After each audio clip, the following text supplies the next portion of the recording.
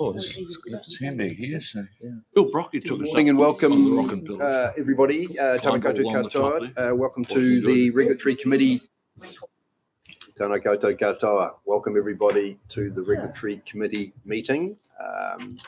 Welcome to staff, media, councillors, obviously our viewers as well. Are there any apologies? Not aware of any. Moving on to item 2, confirmation of the agenda. I'm not aware of any changes there. Moving on to item 3, conflict of interest. Just a reminder, your individual responsibilities there in regards to any conflicts. Moving on to item 4, I'm not aware of a public forum.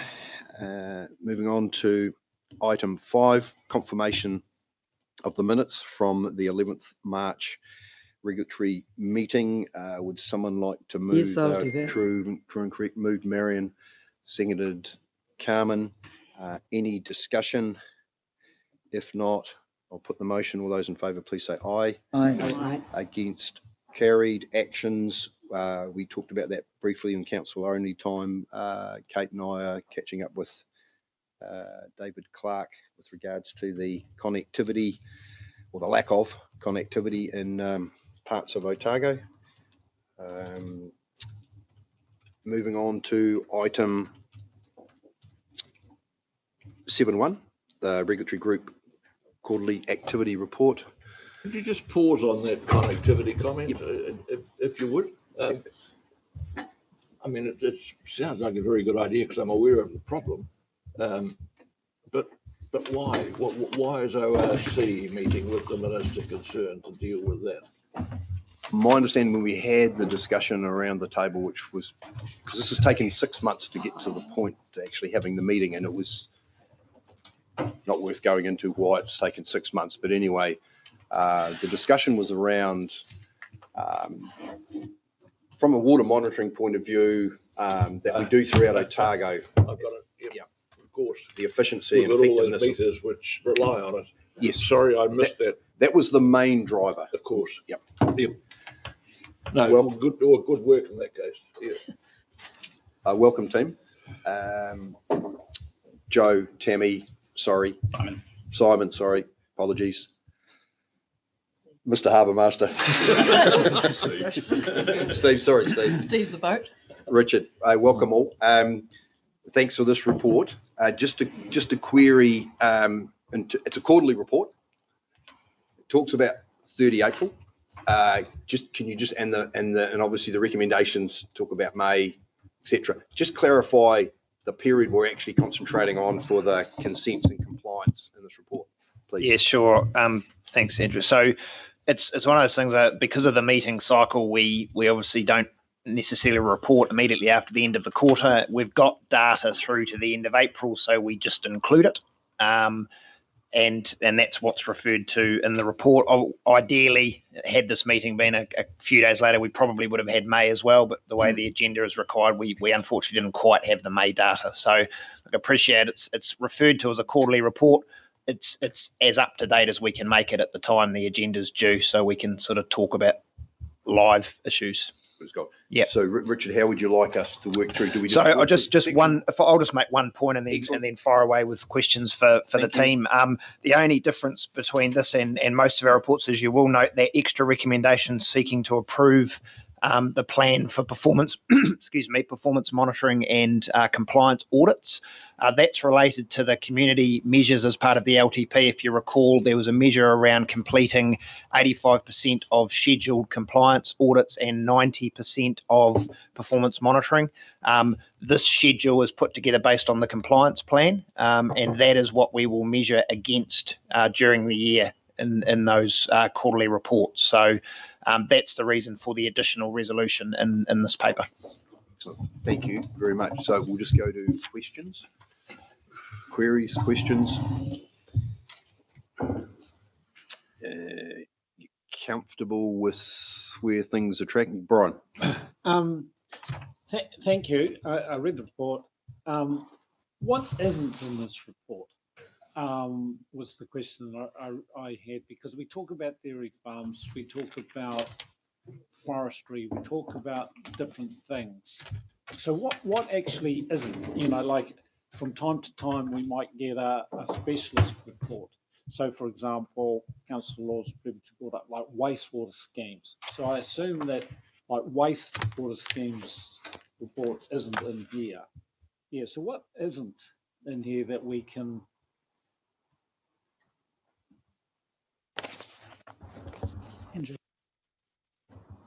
Through the chair, the consenting audit numbers on paragraph 34.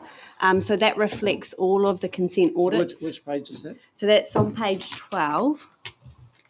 So we to the end of April, we've completed 504 on-site consent audits, and so that will include audits across a range of activities, including wastewater treatment plants, water treatment plants, large-scale industry, abstraction consents.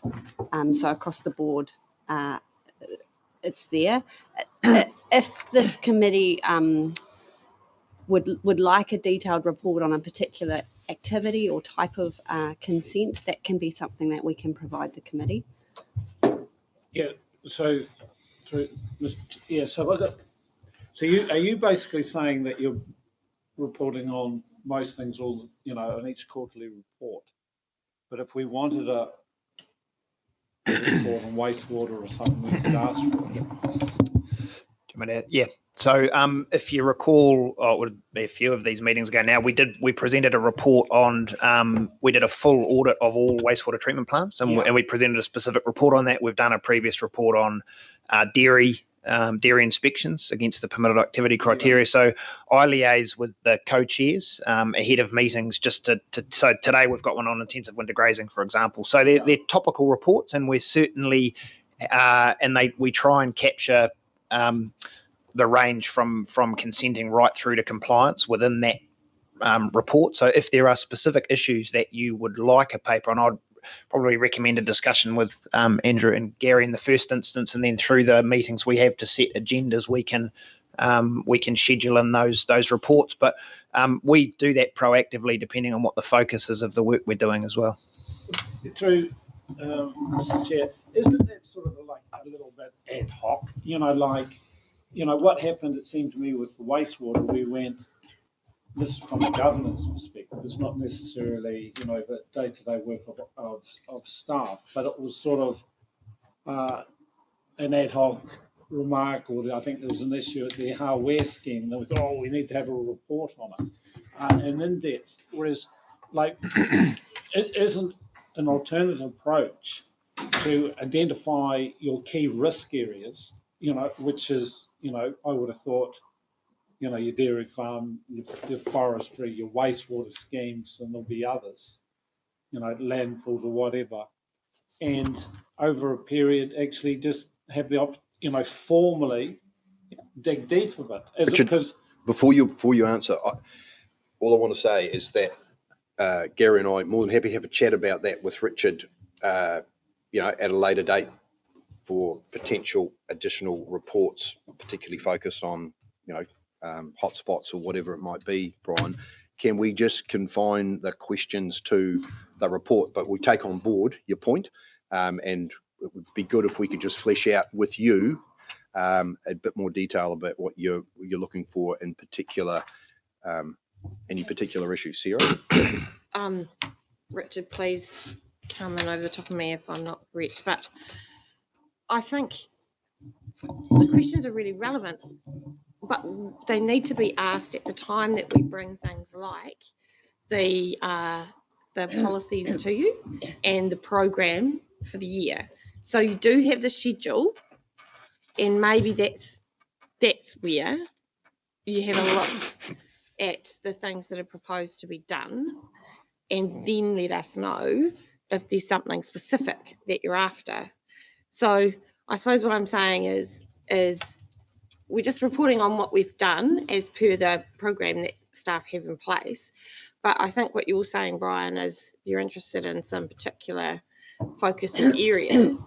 It's important that that conversation's had Yeah. inside of the compliance policy that we have, and Yeah. also the plan that we're putting forward for the work for the next period. Yeah, look, I mean, my additional comment is two things. One is I don't think what you're asking for is inconsistent with what we're doing, and we're happy to provide those, and that avenues through Andrew and Gay. The second thing is what But we've formally without so what I'm saying is identify your half dozen high risk areas. Yep. So we do that anyway. Paper report, meeting by meeting. What we try to do is always have a topical report along with our quarterly update.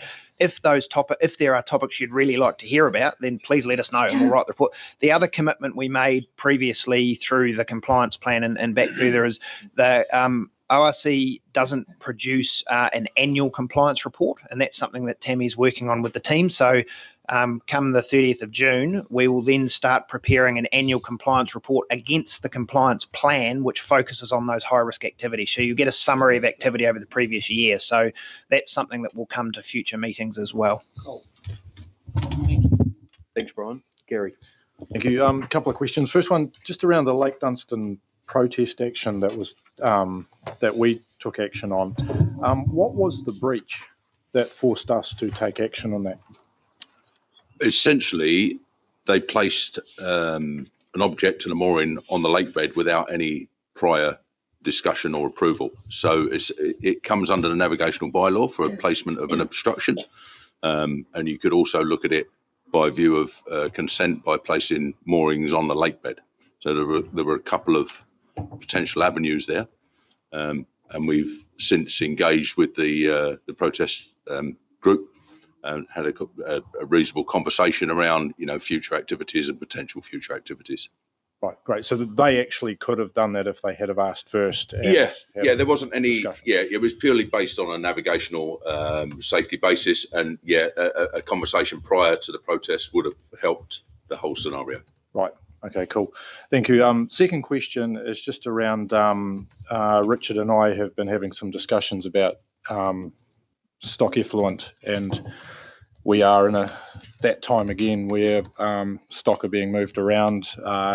We're seeing spillages again on the roads. I'm getting quite a few complaints, and what become apparent, and Richard will hopefully explain this better than I will, but we actually can't take regulatory action against a truck as it's spilling effluent up a road unless it's seen and proven to be spilling into a waterway, which I actually wasn't aware of. And so I suppose my question had been around, and I'd asked Richard about this, was, if there was other avenues we could be doing about working more closely with farmers or transport companies with our staff to just try and preempt the issue of standing stock. I mean, I see the media stuff that we do, and that's good, but we're still seeing effluent on our roads, and we're still receiving complaints on it.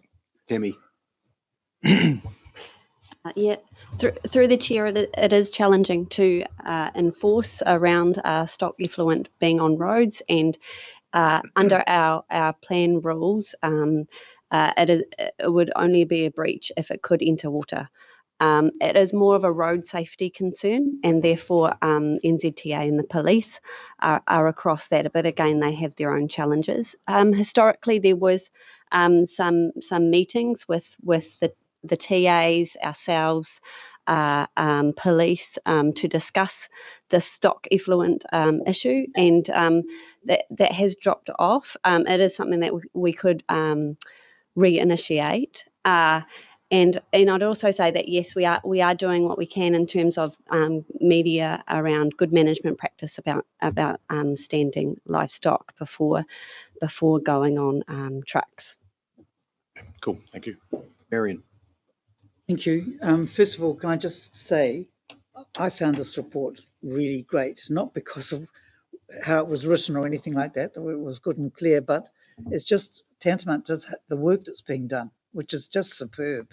And it kind of makes you think, yeah, this is really worthwhile, that what we say in here actually takes action out there. So I really appreciated that. I've got three wee things. Paragraph 47 on contaminated sites uses an acronym called HAIL. I got hazardous, but what is the AIL? you refer to 90 hail sites were registered. What's the acronym mean? And its liability. Through the chair, it stands for Hazardous Activities and Industries List.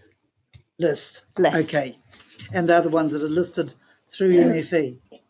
Yes, we manage a hail database. Yep. And some of that comes through MFE, but we actually manage it, and as inquiries or notification around contaminated land is provided to the council, we update that database. I'm not going to, this is not a complaint, but I worry about hazardous sites, having been on the end of cleaning them up in places like Mapua. And that is,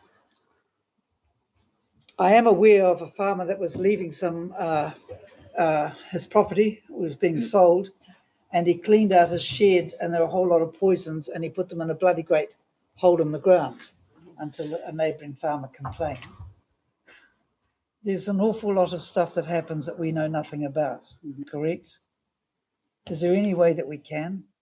I don't want to be snoopy, but having had to clear up, and we pay out quite a lot of money as taxpayers through the Contaminated Sites funds for people's unlawful behaviour. Any comment, team? The short answer is no. There is no way of us absolutely knowing. We rely on People doing what people doing the right thing, or reports from other people concerned about behaviour that may not be following the rules, and that that's sort of the mechanisms we've got. That's all we've got. Yep. Yep. Okay, question 2. Sarah's just comment. Thanks, I was just going to say, I think the point that you raise isn't necessarily the same as what a hail site is, because generally a hail site relates to historical contamination. It's usually reasonably significant. It might be anything from sheep dips was the one that we did. Copper, chrome, arsenic deposits from sawmills and stuff like that. BDT in right. Mapua. So in terms of agricultural chemicals, though, there are other levers that you can pull to assist. So I don't know if this council's ever done it, but ag chem collections, those sorts of things are things that you can do, right, where you can facilitate the responsible disposal of those sorts of things. Chemicals. So there are other possibilities. Thank you. On page, Mr. Chair, can I just clarify something on that topic? Too, yes, just please? hang on, Marion. Yeah. Gary? I think the example given would be a very extreme circumstance in today's farming world. It might have happened many, many, many years ago. it happened but 3 now, years ago. Well, and that would not be typical of the norm of how farmers transfer their farms. If a farm's going from selling their farm and moving on to another farm, they would take all that chemical with them. It would be a very extreme circumstance, I would have thought. Or you see those chemicals for sale in clearing sales. Thank you, Marion.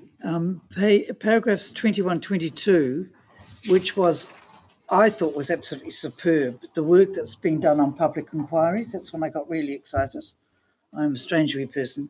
But it was just your whole process of responding to the inquiries that come in here, and particularly with the increase in inquiries.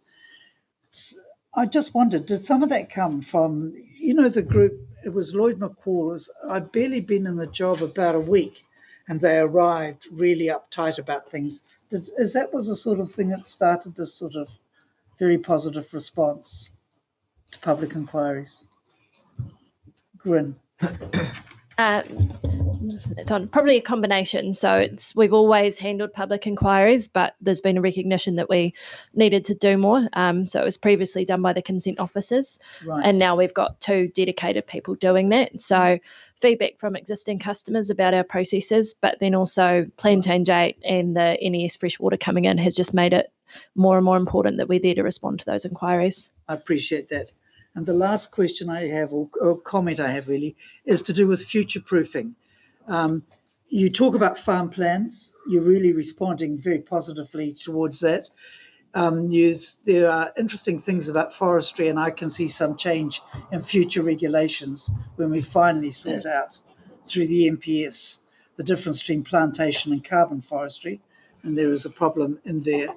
But it's also, how do you as a team kind of future-proof yourself? Because the rate of change, particularly towards the changes in the RMA coming, are just huge. Do you ever get a chance to sit down and sort of reflect on what the hell is the next thing being thrown at you?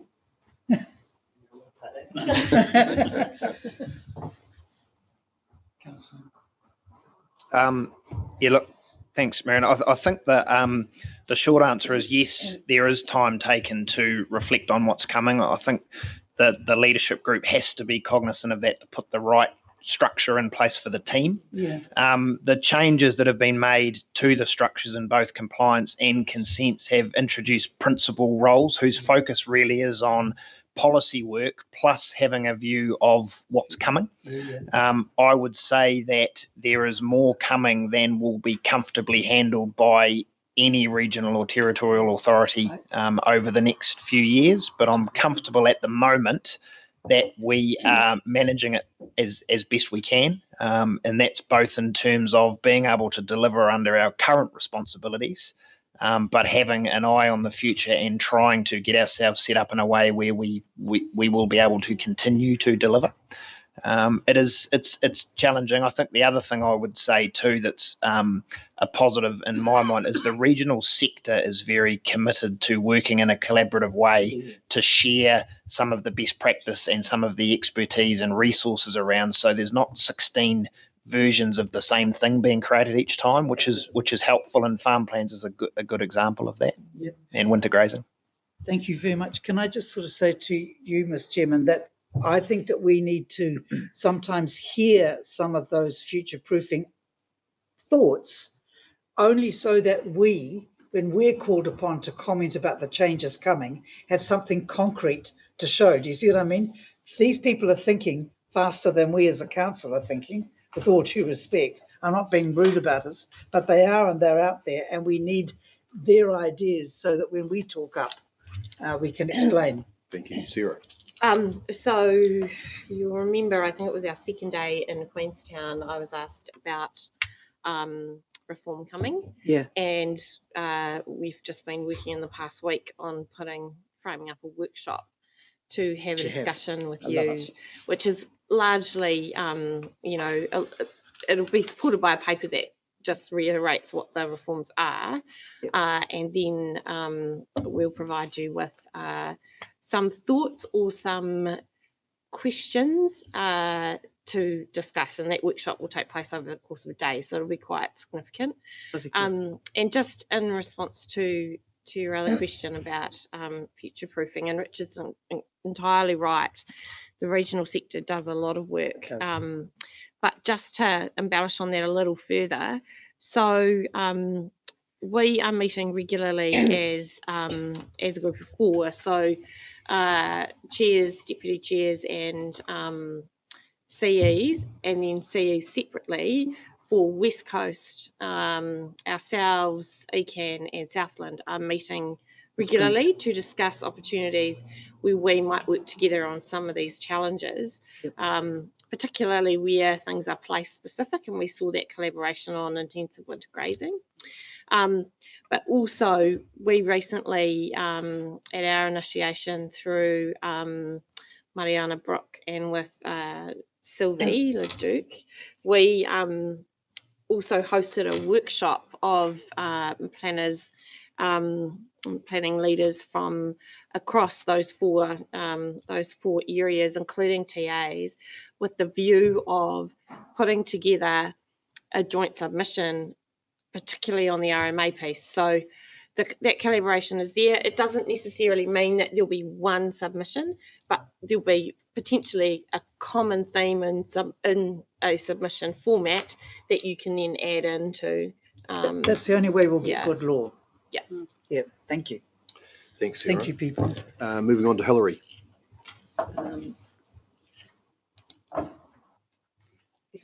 Two things.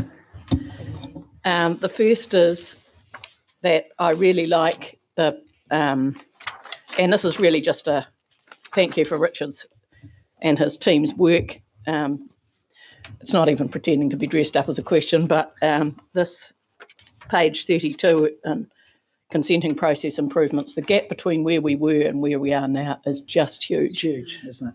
And I It's just, amazing. as somebody who has been known sometimes to be quite quick in responding when I don't think it's being done well, I just feel that I should say this is a huge improvement on where we were. So thank you, Richard and the team. The other thing is the deem permit thing. We've still got this group of 95 deem permits that no application's been lodged for, and every reason to believe that they won't be coming in. And I can see why we can't definitively say that at this point, although it's getting to the stage where it would be almost impossible for anybody to make a successful application for a replacement permit for those, clearly. But what interests me particularly is what amount of water allocation is involved with those 95 deemed permits, which don't look like anyone wants to replace them. And the importance of that is that we have, during the Plan Change 7 hearings and things, said that areas were over allocated. And if, depending on how much of them isn't going to be applied for again, it would be quite potentially a different picture. And I would like to know the picture about what might well not be happening. And let's assume that if most of those weren't happening, how much is that? Is that something that you can give us? So there's a couple of points there. So we this week have started calling those 90. So it's down to 90 at the moment, is it? Yeah. Permit holders to see if they are going to be putting in applications. So that process is ongoing. Some of them will actually be putting applications in or have engaged a consultant. The application just isn't in yet. So we will know hopefully by the end of those phone calls how many will be remaining. People can still apply up to the 1st of October. It's just I appreciate that. It's just if they haven't got any water data, then we're not going to let them have one. I mean, and then the bit I don't know the answer to at the moment is the allocation. So that number of permits, how much water is currently allocated to them. I don't know that at the moment. If you can, anyone can have a bit of a look, just in a global sort of sense, and especially because I see that this is something like 10 in the Manuhirakia and another 10 in the Tairi or whatever, and they might be quite critical amounts. I have no idea or not. It's certainly something we can pull, not off the top of my head, but we can come back to you on that. If you could just email us round or something, that would be. Is that, Richard? Yeah, we'll have a chat with the team. Yeah, just something to give us a picture of. Sure. Probably something to remember, and Joe, please correct me if I don't get this right. But in our current water plan, because we've got to remember our current water plan is still operative. So in our current water plan, we have what's called the sinking lid policy, which means that if people don't apply or have a decision on their permit by the time that expires and they didn't apply within existing use rights, that allocation of water is lost to everybody. Yes, that's where I was coming from. Those ones, if they haven't been applied for, even if they have, if they weren't using it, use it or lose it, they will not get a replacement. They won't, but neither will that water become available for anyone else because of the sinking lid policy. No, but if it had been part of the comment that our organisation has made that they're over allocated, then I'd like to just tease out whether that makes any difference to anything. Thank you. I've got Michael Laws, Gretchen, Carmen, Michael Deeker, Kate. Brian. And Brian. Michael Laws. A couple of issues. Plan Change 7. Where are we with that? How far are we away from this going to bed? I'm almost thinking this is a confidential briefing issue, to be honest with you. And I wonder if we could have that at the end of today, because, Got the right- didn't we? That can be, we can. A, you haven't got the right people here, but B, we're at the mercy of the court. So actually, it's not really within our control. No, but I want to know where we are, and I haven't got a feel of that in the terms of what are the issues still outstanding, how far are we away from it, those sorts of things. We certainly can't answer that today, and I'm not sure that we Well, can just answer for that. clarity, we have staff involved as experts, but it's a process run by the policy team. So Gwyneth and Anita's area, it's not something Well, I we have. could perhaps flag that for our next council meeting. We leave it that we ask Sarah for an update and share with us what she can that. Okay, as long as we able to don't get be. into this nonsense that we can't be briefed because it's Yes. before the court. No, fair enough. Okay. Okay. The second issue is related to landfills, and I want to take the point of Councillor Hobbs. In the most recent weather event in Canterbury, they are now cleaning up more detritus caused by closed landfills. This is not the first weather event we've had. West Coast and Fox last year proved that there's a problem. I'm a little bit worried about our own exposure to that. Weather events are going to be a more common feature in Otago. The scouring of what essentially are dead landfills and the effects of those. I want to know if we know, and I've asked this question now for about 4.5 years, since I've been on this council actually, about dead landfills and if we know where they are, so that we can anticipate those events and potentially where there are weather events possible, we can start to take remedial action if necessary.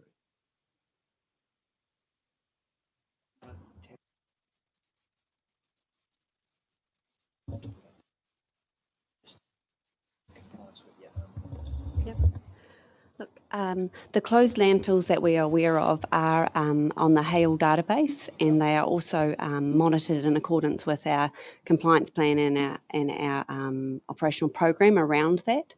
They are actually in the schedule of work for 21-22. They're found in that priority 2 section around large scale industry and territorial authority consents. And so that includes monitoring of landfill consents. Okay, so that's Just add to that answer, Michael. So the comment around in the event of if a weather event was forecast. So it's not the landfills are the responsibility of the TLA or the private industry that hold the consent. What our responsibility is to ensure compliance with the consents that they might hold for those landfills, and perhaps to be asking the question around their preparation and confidence in terms of management of those sites in a particular event. But I just for clarity, and it might just have been misunderstanding the comment, it wouldn't be our responsibility to take remedial action. Okay, well, in some ways it would. It's just that your action would be to say, do something. But go back one. I'm not talking about existing landfills. You're close, same. Yeah, all right. So do you have from the TAs a list of landfills that they know are closed? They're on the HAIL. They're all on the HAIL list, and we're up to date and we know exactly where they are. Through the chair, we have a list of the closed landfills, and they are all on the HAIL database that we are aware of with the information that we have. We also do regular reporting to MFE on the closed landfills. There was quite a significant report done post Fox on closed landfills and a ranking of risk, essentially, about where these things might happen. So you did it? Or No, central government did it nationally. Yeah. We provided a whole lot of information to them. I'll try and find that obviously, circulate. I'd love to know what the story is in Otago. I think it's been completed. I'm pretty sure it's been completed, so I'll track it down.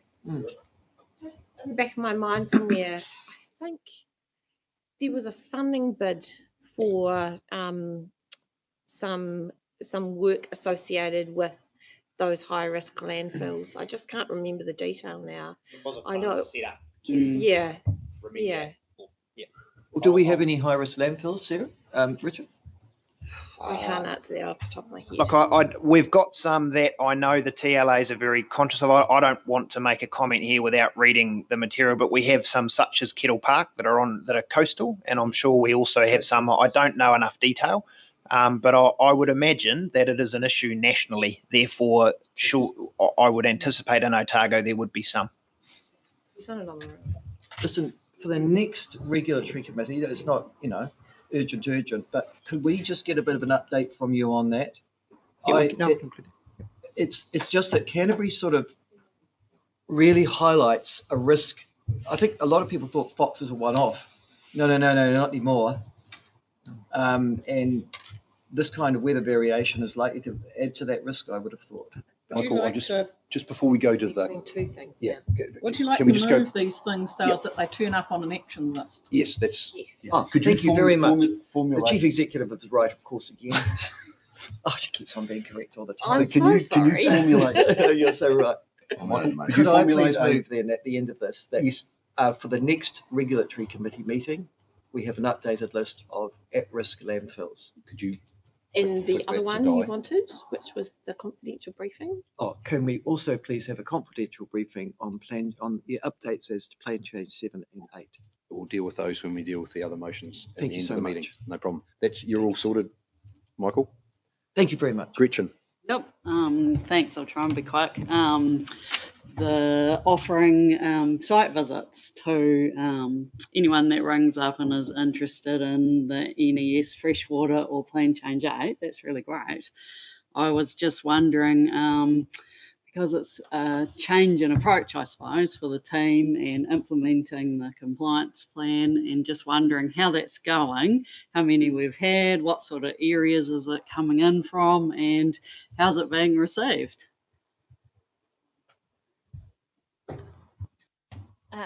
Just off the top of my head, a lot of the site visits have been in the North Otago and South Otago areas. So those areas where we have put the newest staff, so Oamaru and Balclutha, quite well received.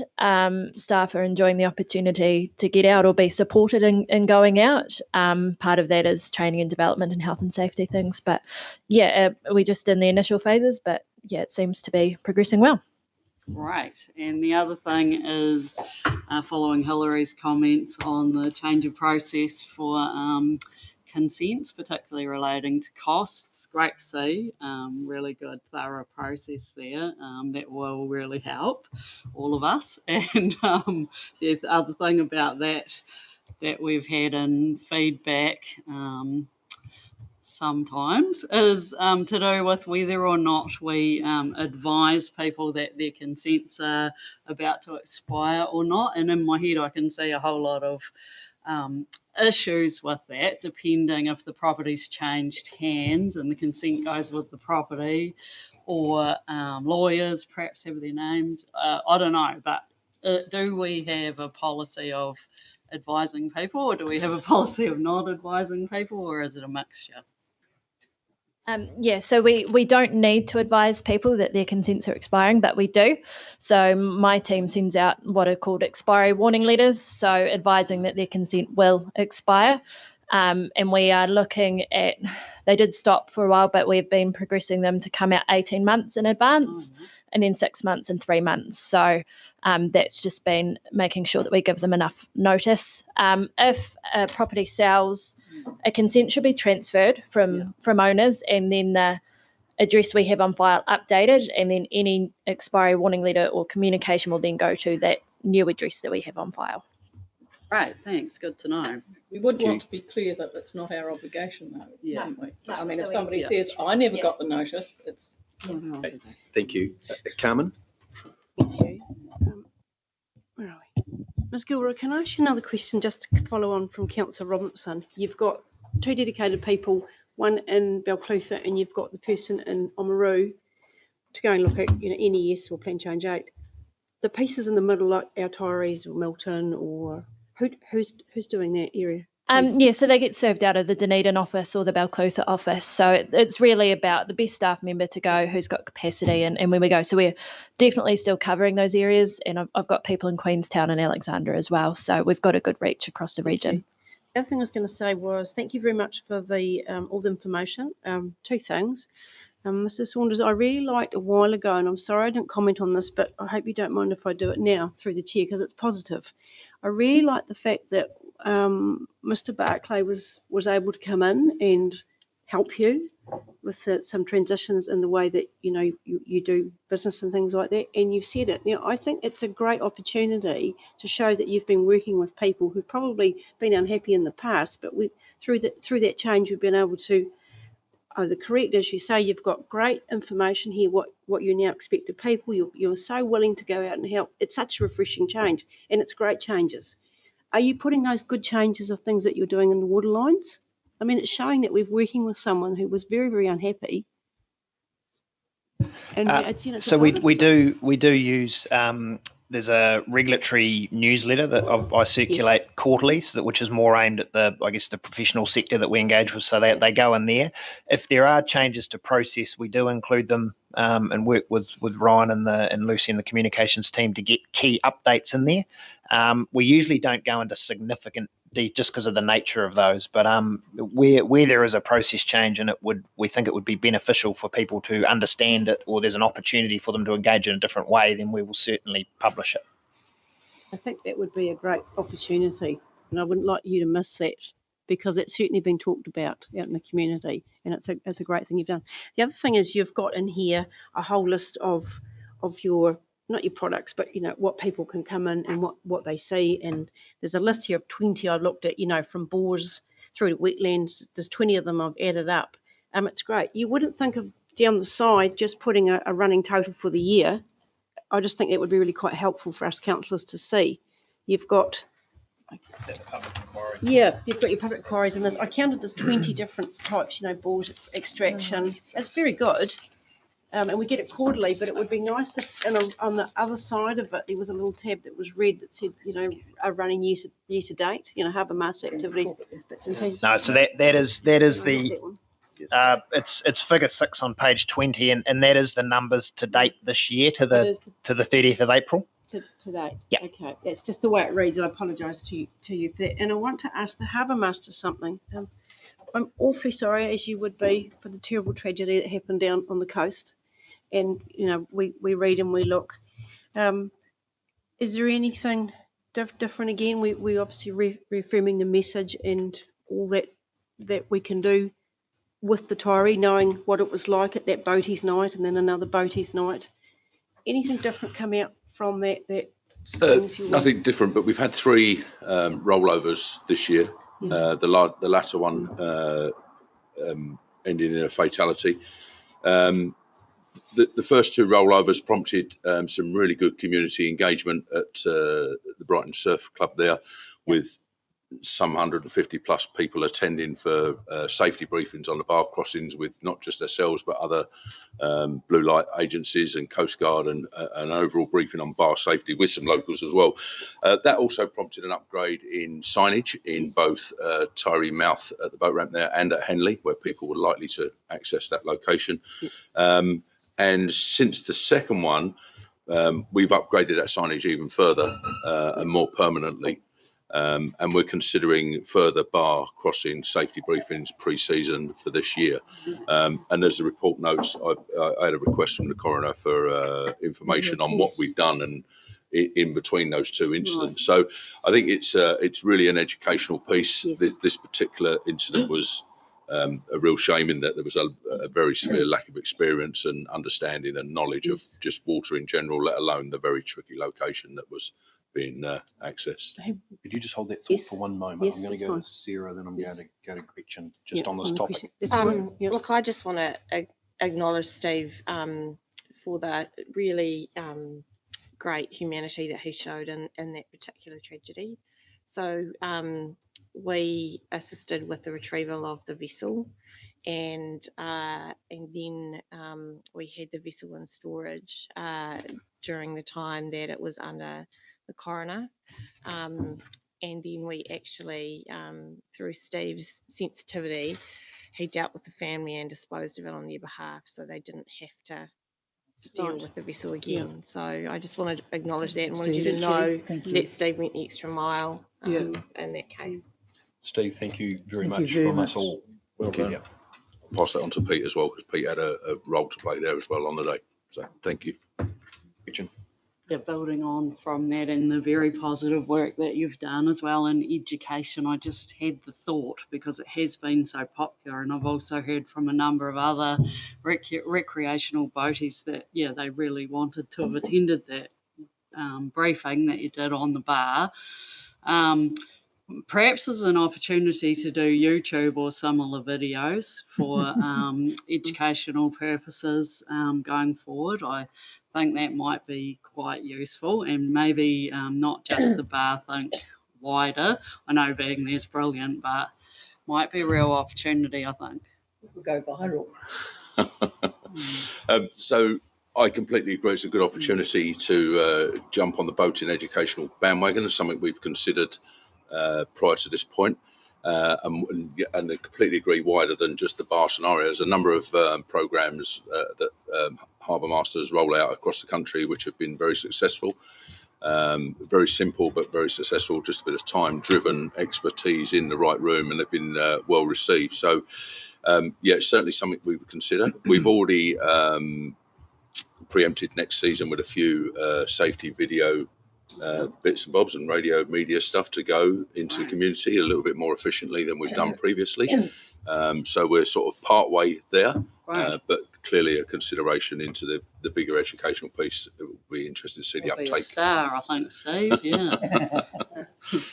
Carmen, back to you. Sorry. You. No, it's fine. No, I really appreciate that. Thank you, Councillor Robinson. And I would just like to reiterate, from those nights, I was so surprised the number of boaties that didn't know you needed, was it a number on the side of your boat? Because, you know, you talked about the fact that you could be in panic and you might think of the number quicker than the boat.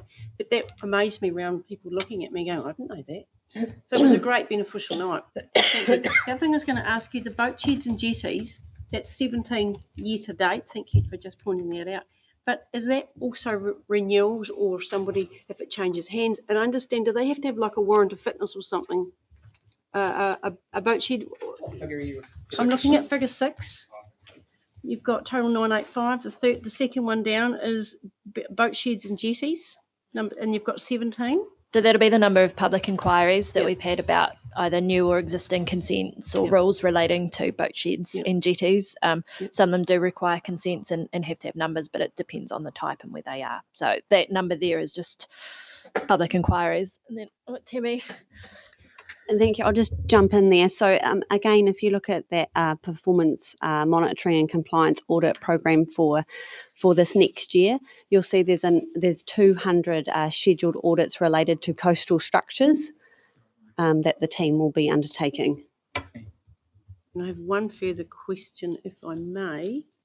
It's gone out of my head now. Before I move the recommendations, it's all right. It'll come back. Oh, there's a wee acronym in there, that Mary was talking about, but you're going to be launching something soon. And I saw it and I thought, now what does it mean? Just piggybacking, and I'm dreadfully sorry. I had it written down here before. Mid-sized boat? No, not a boat. Nothing to do with Mr. Steve. It was just something to do with your new. You can tell us about next time. It's all right. I'm sorry, I'm holding everyone. I don't mean to. It was just something you were excitingly going to help launch, and it was going to help you something geography, and it was a little photo. I was figuring it was something to do with your consent, and perhaps you could look at it, and you talk about it in there, but it's all right. Sorry, it's just going in my head. Hold that thought. I'll come back to you if you. Thank you. It would be good, because everyone will probably want to know what it is. No problem. Michael Decker.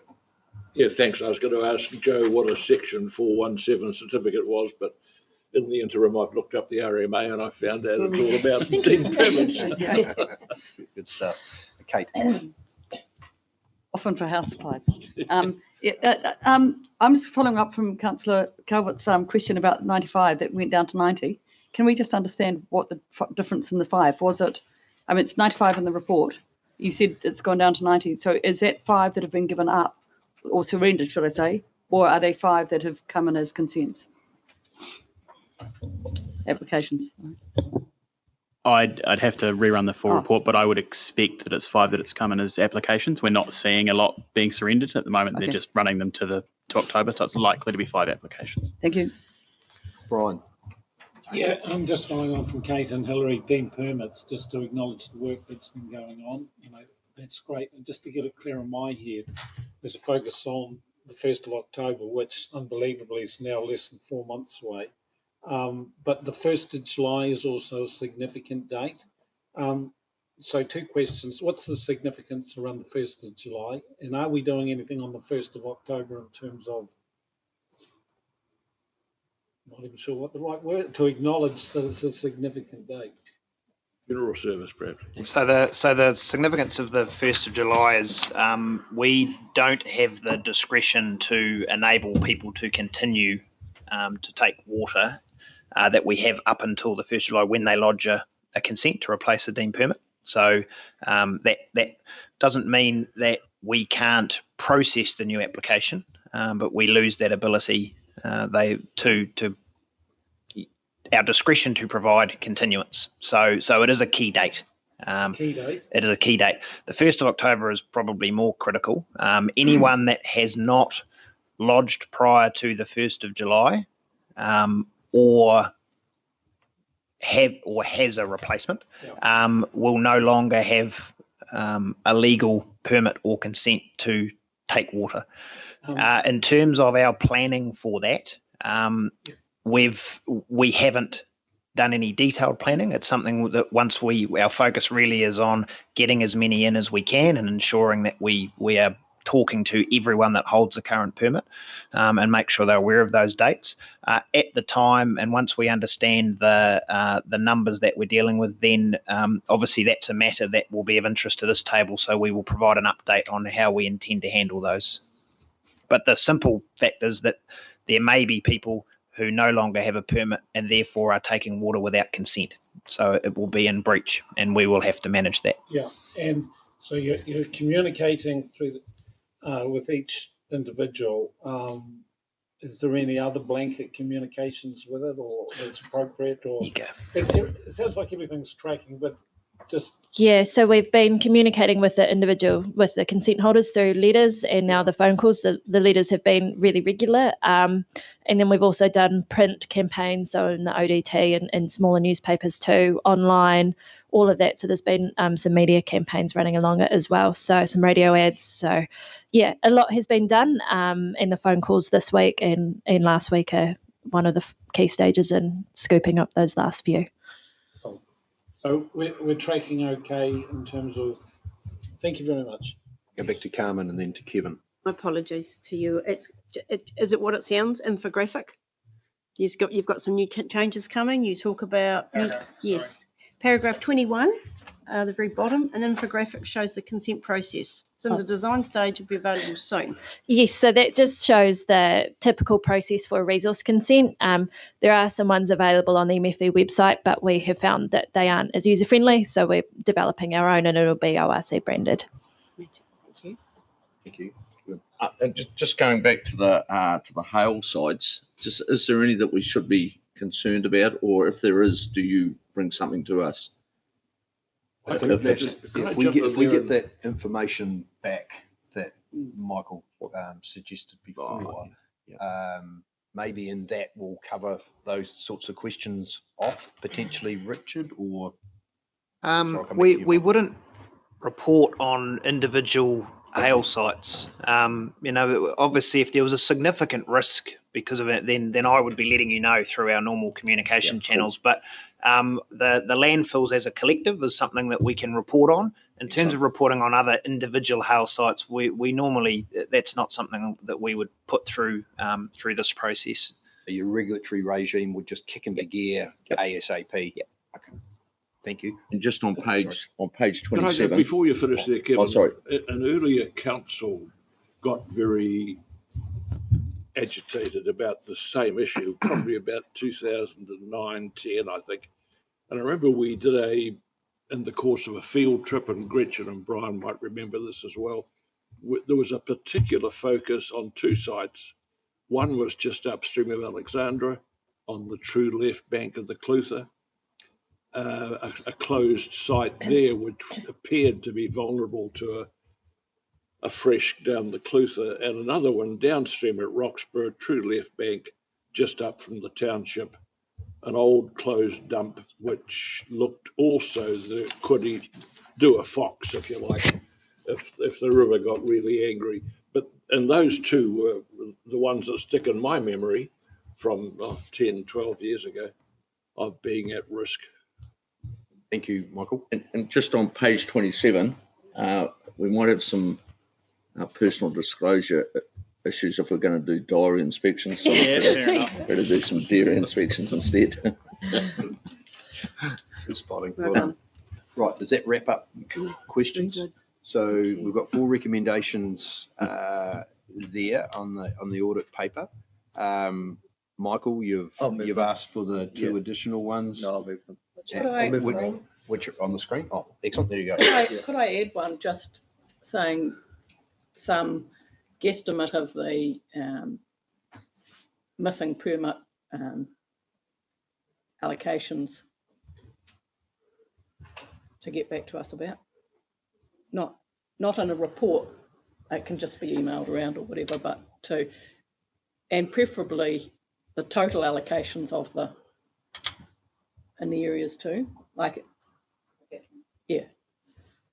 Is that? Do you understand, Richard and Joe, exactly what's being asked? I understand the initial discussion, and I've had a chat to Simon while the conversation was going on, and we can absolutely send through that. Once we've finished the phone calls, I think that which is this week. Yeah, that would be the appropriate time for us to provide that. I'm a little bit nervous when we start talking about total allocations and other things, and I would want to have a discussion with Gwyneth and the team around that before and understand where that fits and what information might already be held before we run off and do other stuff. But the first conversation we had, absolutely, we'll get onto that first thing next week. Or could You we need have a that? resolution if you've got that assurance, Hillary? What's that? Do you still need a resolution if you've got that assurance? I prefer one. Okay, all right.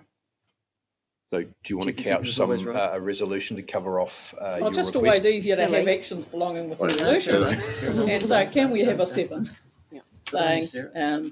request report on, yes. Note that staff will provide update to us on the allocations and the likely deemed permits which have not been applied for. Yep. We got to Be here for a long time. do better than that. Hang on, Hillary, just repeat the last about 3 or 4 words in the motion. It wasn't nicely crafted. Outstanding We'll go deemed to 3 permits. pages. Note that staff will provide an update to us on allocations of Allocation amounts within the outstanding deemed permits. That would be it. Excellent. That's good. Can we take 6 separately so that we can vote on the others, please? Just 6 separate? 6, I have to stand aside that one, Okay. obviously. No, good as gold. So who's moved the 6? Sorry, the 7. I'll move this. The more. That's 7 because the additional one will appear. Second. Shortly. Moved by Michael Law, seconded by Kevin. Any discussion? If not, I'll put the motion. My only comment would be, Tammy, we look forward to the influence of the compliance audit and performance monitoring schedule as progress occurs and outcomes eventually are achieved as well. So we look forward to that and additional quarterly reporting. Any further discussion? If not, I'll put 1 to 5 and 7. All those in favour, please say aye. Aye. Against? Carried. And now number 6. I'll put the motion. All those in favour, please say aye. Aye. Against? Noting that Kate was absent. Okay, And carried. Kate and Gary sat out of it. Okay. Oh, I see. Yeah. Right. Gotcha. Thank you very much, team. Well done. Yeah, well Thank done. you. Keep It up was the good work. Doing a very good job. No, it's, honestly, since we've been here, like, we're now there. Only taken us 5 years. No. We predated. I've not been here. No, we predated. See, when we came on, we just went. It's like God. seconds, isn't it? Okay, have we got everyone's attention again? Moving on to item 7.2, intensive winter grazing. Have we got everybody's attention? Just before we do that, can I just say, firstly, Richard, on behalf of council governance, just to thank you and acknowledge your contribution at a national level through the regional sector group and the work that you've been doing with the farm plan steering group and with the other parties that you're working with. But I think the last regional sector group you presented, some of the work that's happening, and yeah, so we're really appreciative that you're contributing at that level. So thank you. This is an update where things are at. So we're in your hands, Richard, Joe, and Tammy. Yeah, look, it really is just that. It's obviously a topical issue. It was a very topical issue when the NES came out last year. There was a huge amount of work done that we regularly reported on. There was a shift in terms of pushing out a number of those rules to May 2022. So this is just providing a bit of an update on what's been happening in that winter grazing space, given how topical it was with that recent shift. So we'll just take it as read, and if there are questions, obviously we're happy to answer them. Excellent. Questions? Very clear paper. It's been moved by Kate. We've got a seconded by Kevin. I'll go back to questions. Brian? Yeah, so is it possible to have an update in terms of farm plans and how that's progressing, and ideally, is there a date, is there any critical dates in terms of implementation in Otago on the horizon? So there's no critical dates for implementation in Otago. That will come out of the regulations. So where it's at the moment is the Ministry for the Environment are currently working on the regulations. So Section 9, when the Essential Freshwater Package came out, there was Section 9 referred to freshwater farm plans and gave some general outlines about what will be required. There has been a significant amount of work with MFE, MPI and the regional sector to develop the discussion document that will go out for public consultation. That's with the Minister at the moment, so I don't have an update on the date that will go out, but that is part of the regulation making process, and that will be where we start to get an indication of the time frame in which we might have to start providing a mechanism to receive freshwater farm plans in Otago. So there's a lot of detail in that discussion document, and I imagine there will be a significant amount of consultation on the content. Oh, any other questions, Carmen? Thank you. I just want to clarify something, if you wouldn't mind. From 14 to 18, we talked about the flyovers that you've been doing. Thank you for that. Can I just confirm the flyovers? You do state what you're looking for, and I get that, but I just want to ask you, it's looking at both sheep and cattle as well. I've had an inquiry about that from a constituent, and I just would like to have that confirmed, please. Yeah, through the chair, we are looking across all properties and both dairy and beef in terms of the winter grazing crops and across all activities. So primarily for winter grazing, but across all activities to identify where there may be potential breaches of our rules. And that includes deer as well, Tammy? Yes. Yep. Thank you. I just wanted that clarified. Can I just ask Tammy, in terms of the flight path, do you follow the same flight path on flyover 2 and 3, or do you vary it, or what's the? Because I imagine you need to compare previous flyovers. So, am I right or wrong?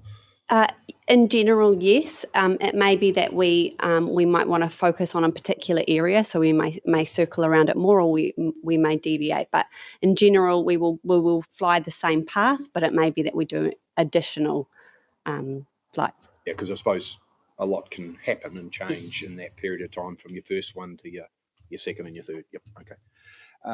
Any other queries? If not, it's been moved and seconded. The two recommendations there. I'll put both motions. All those in favour, please say aye. Aye. Aye. Against? Carried. Yep. Thank you very much, everyone. That concludes the meeting. Enjoy the rest of your day. Thank you. Thank you. Anything else? I will. Is that it? That is it. Get down to. Thanks, people. Gone home last night. Thank you very much. No, that's true. Well, and the other thing is,